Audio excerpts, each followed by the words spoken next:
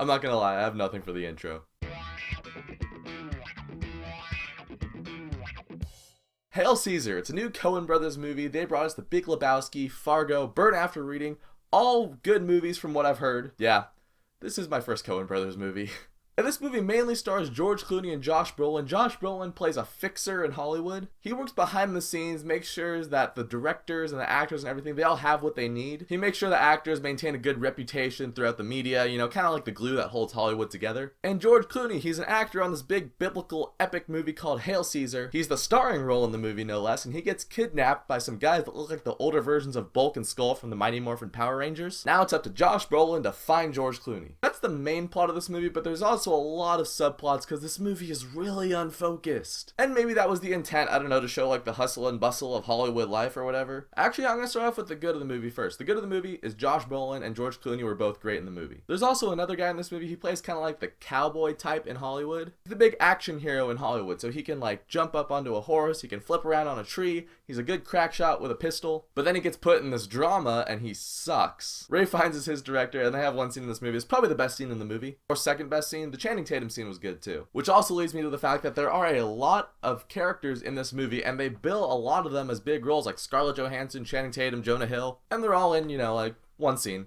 Some of them too. Jonah Hill was a glorified cameo. Another thing that I like about this movie is that it is set in old Hollywood. You know, the 1950s when they were doing westerns and biblical epics. And in that, it kind of reminded me of Who Framed Roger Rabbit a little bit, but just not as good as Who Framed Roger Rabbit. But I like that style, that old detective feel from like the 40s and the 50s. So I thought that the look and the feel of the movie was pretty cool. But now back to the things that I didn't like about this movie. Yeah, this movie is all over the place. Part of it is just Josh Brolin's character. He's a fixer, so he has to go to all these different stops in Hollywood as he's looking for George Clooney. So he stops on the set of Scarlett Johansson's movie and Channing Tatum's movie and that western action dude with Ray Fiennes as the director, their movie. And I feel like he could have shaved some of that off and made the movie a little more streamlined. But the movie's also only an hour and 40 minutes long. So at that point, you shave all that down, you're down to about an hour and 25 minutes, which is really short for a movie. Something I was concerned about going into this movie is that it was going to remind me a little bit of kind of my problem with American Hustle when that came out. I thought that American Hustle had good direction, had good actors, but ultimately it felt like all these actors just kind of showed up onto set to play dress up and throw money in each other's faces. Like, it was a really pretentious movie, and it was almost like one big inside joke that I wasn't in on. And Hail Caesar is kind of the same thing. It's a love letter to old Hollywood. So if you know a lot about old Hollywood, there's a lot of small references to that, but I think that the Coen brothers got wrapped too much into making